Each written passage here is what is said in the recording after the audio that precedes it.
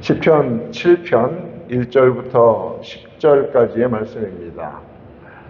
7편은 다윗이 대적에 의해 쫓겨다니고 목숨을 건지기 위해서 사방으로 도망치던 그때를 배경으로 하고 있습니다. 1절 말씀 보면 여호와 내 하나님이여 내가 주께 피하오니 나를 쫓아오는 모든 자들에게서 나를 구원하여 내소서라고 말합니다. 다윗이 도망자의 삶을 살았던 시절은 사울 왕의 위협과 추격을 피해서 도망다니던 10년 정도의 세월이었죠. 피할 곳이 아무데도 없기 때문에 오직 하나님께만 피하는 그러한 시절이었습니다. 백성들은 골리앗을 이기고 돌아오는 군대를 맞이하면서 사울은 천천히요, 다윗은 만만이로다 이렇게 노래를 부르며 그들을 맞이했습니다. 그런데 그 소리가 그냥 기쁨에서 나와서 하는 소리인데 사울은 그 소리를 마음에 담아 두었습니다. 왕인 나는 천이고 이제 10대 후반에 불과한 저 꼬마 아이가 물론 승리를 거뒀지만 쟤한테 만을 주면 이거 시간 지나면 이게 어떻게 될 것인가 염려가 되는 겁니다. 거기서 뭐가 나올까요? 거기서 출발되는 게 질투입니다. 거기서 출발되는 게 근거 없는 죽이려는 그런 악한 의도입니다. 비교의식에서 오는 것이죠. 왕이 그런 마음을 품는다는 말입니다. 그래서 그때부터 다윗을 죽이기 위해서 직접 창을 던지기도 하고 결국 그런 여러 가지 꾀를 내서 심지어는 자기 딸을 아내로 주겠다는 그 조건을 걸고 죽이려고 하지만 하나님께서는 다윗을 보호하시고 그를 살리십니다. 결국에 10여 년 동안 사울은 군대 중에서도 최고의 정예병인 3,000명 정도를 뽑아가지고 추격군을 상시 활용했던 것을 우리는 볼 수 있습니다. 그렇게 급하게 쫓겨다니는 다윗의 마음이 1절입니다. 나를 쫓는 자가 너무너무 많고 피할 곳도 없습니다. 하나님밖에 없습니다. 여러분 살아오면서 그런 순간 많이 우리가 당하지 않습니까? 정말 오갈 데 없고 정말 세상 가운데 의지할 사람 하나도 없을 때 그때 하나님은 우리의 피난처이십니다. 하나님만이 피난처이십니다. 2절에서 말씀하시는 것처럼 건져낼 자가 없으면 그들이 사자같이 나를 찢고 뜯을까 하나이다. 사자에게 쫓기는 그 힘없는 동물과도 같은 그런 그림이 바로 다윗 자신의 모습이라는 말입니다. 얼마나 절박하고 힘겨운 시간의 연속이었겠습니까? 성경은 분명히 말해줍니다. 다윗은 골리앗을 이기기 한참 전에 이미 하나님에 의해서 사무엘을 보내시사 기름을 부어 그를 왕으로 세우셨습니다. 기름 부음을 받은 것은 왕이 되었다는 의미입니다. 하나님은 이미 사울을 버리셨고 다윗을 왕으로 택하셨던 것이죠. 그러나 30살이 되어서 왕이 되기까지 그는 얼마나 많은 고초의 시간을 겪어야 되는지 모릅니다. 특별히 왕에 의해서, 사울 왕에 의해서 쫓겨다니는 그런 시간들. 너무 억울하지 않습니까? 다시 한번 정리해보면 다윗이 이스라엘 앞에 등장한 것, 데뷔한다 그러죠. 그것은 바로 블레셋의 장수였던 골리앗을 물맷돌로 쳐 죽인 그 때였습니다. 여러분 그때는 상황을 생각해보면 골리앗이 40일 동안 나와서 소리를 지릅니다. 너희 중에서 가장 싸움 잘하는 사람 한 명은 내보내라.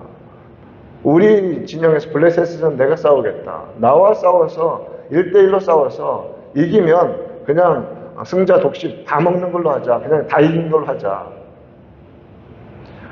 그런데 왕인 사울을 포함하여 장군들 중에서도 싸움 좀 한다는 사람들 중에서 아무도 그 앞에 나서지 않았습니다. 사실 그런 싸움이 벌어지면 누가 보통 나갑니까? 왕이 나가는 겁니다. 그래서 다윗은 왕인 겁니다. 이미 의미적으로 하나님께서는 그를 왕으로 세우셨을 뿐만 아니라 전쟁에서 가장 앞서 나가 싸우는 가장 용맹한 왕으로서 다윗은 그 10대 후반에 이미 모습을 드러내기 시작하는 겁니다. 여호와의 이름을 의지하여 나아가 그를 죽였습니다. 다윗이 한 일은 하나님을 믿고 나가서 용감하게 싸워 승리한 것입니다.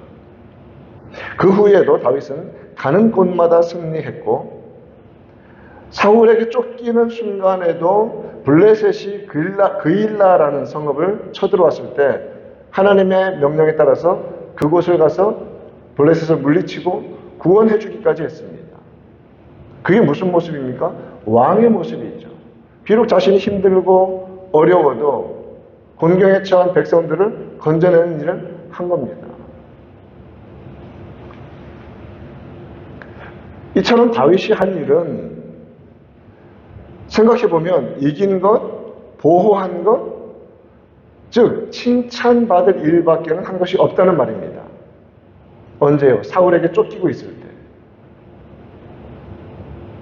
그렇기 때문에 3절 말씀 보면 여호와 내 하나님이여 내가 이런 일을 행하였거나 내 손에 죄가 있거나 혹은 나에게 화친하게 하자고 하는 사람을 악으로 갚았거나 까닭 없이 내가 빼앗은 것이 있다면 그런 일이 있다면 저는 당연히 이런 고초를 당해야 합니다. 내가 무슨 나쁜 일을 했다면 하나님 보시기에 죄를 범했다면 그렇다면 당연히 원수가 나의 영혼을 쫓아잡아야 할 것이고 내 생명을 땅에 짓밟게 되고 내 영광이 먼지 속에서 사라지는 게 당연합니다. 언제요? 내가 그런 악을 범했다면. 근데 왜 이런 말을 할까요? 성도로서 살아갈 때 까닭 없이 고통당하는 이 억울함이 있다는 말입니다. 그때 다윗은 이 기도를 하고 있는 겁니다.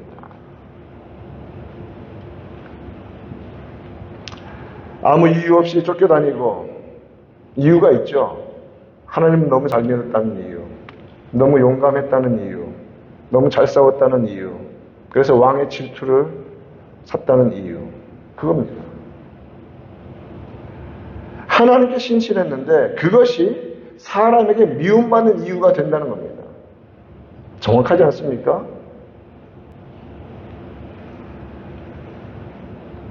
그러한 도망다님과 고통당함이 다윗도 어려웠다는 겁니다. 여러분 성도가 신앙생활을 하면서 삶의 고초 가운데 견디고 있냐는 것은 뭐 그런 것도 뭐 힘들다 그래 이렇게 말할 게 아니라는 말입니다. 다윗의 생애, 우리 생애도 보았듯이 정말 이를 악물고 버티는 순간이 참 많습니다. 그게 불신앙이 아닙니다. 신앙인도 인간인지라 그런 순간은 그렇게 통과해 가는 겁니다. 그런데 한 가지는 하죠. 불평하지 않고 원망하지 않고 하나님 신뢰하고 이를 악물지만 견디는 겁니다. 입술로 죄짓지 않고 생각으로 죄짓지 않고 지금 이게 다윗의 모습입니다. 억울함은 기도로 푸는 겁니다. 하나님께 나가서.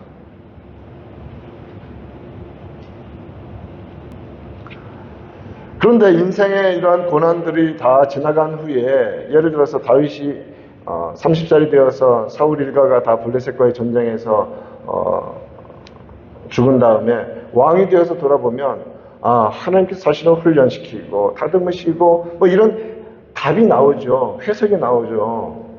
뭐 우리도 시간이 지나면서 삶을 돌아보면서 답을 많이 내리지 않습니까? 그 고초에 대해서. 그런데 사실은 그 속에 있을 때에는 꼭 미로 속에 빠져서 헤매는 것 같지 않습니까?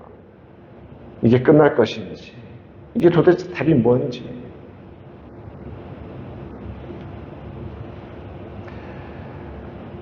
다윗은 7편 이 시편에서 왜 그런 시간을 허락해 주시는지 그리고 그런 시간에 무엇을 해야 하는지에 대해서 신앙인의 모범을 보여줍니다. 첫 번째, 그런 시간에 이해하려고 달려들지 말고 기도하는 겁니다. 기도하는 겁니다. 대부분 우리가 신앙생활에서 넘어지는 이유는 왜라는 질문을 너무 자주 던지기 때문에 그렇습니다. 왜 나에게? Why me? 혹은 Why not me?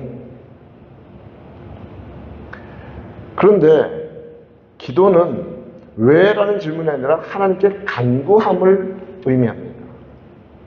하나님께 아뢰는 것입니다. 6절 말씀에서 여호와여, 하나님을 부르잖아요. 여호와여 일어나소서.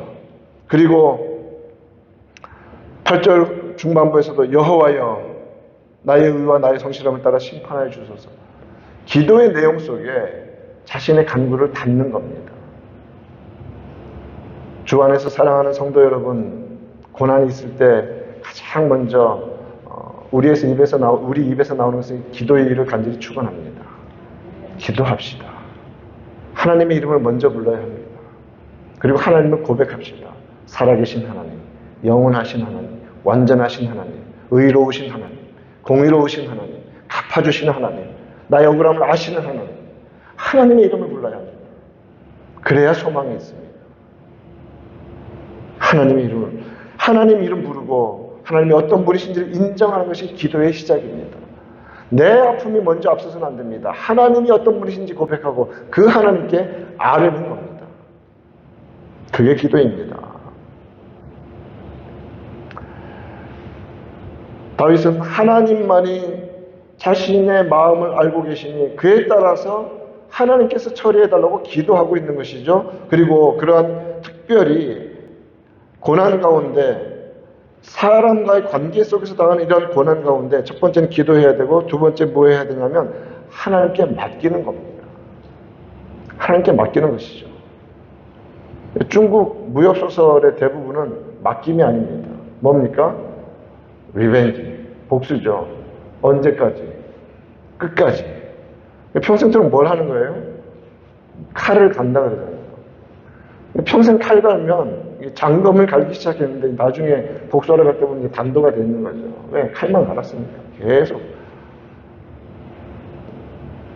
성도는 맡기는 겁니다.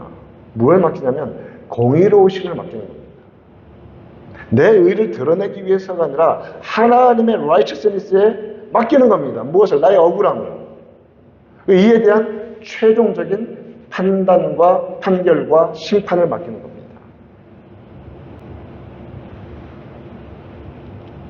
나를 심판해달라라고 8절 말씀에서 말씀하지 않습니까? 마지막에. 자, 나를 심판해달라는 것은 자신의 입장에 대해서 자신이 항변하는 것이 아니라 하나님은 알고 계신다는 말 아닙니까?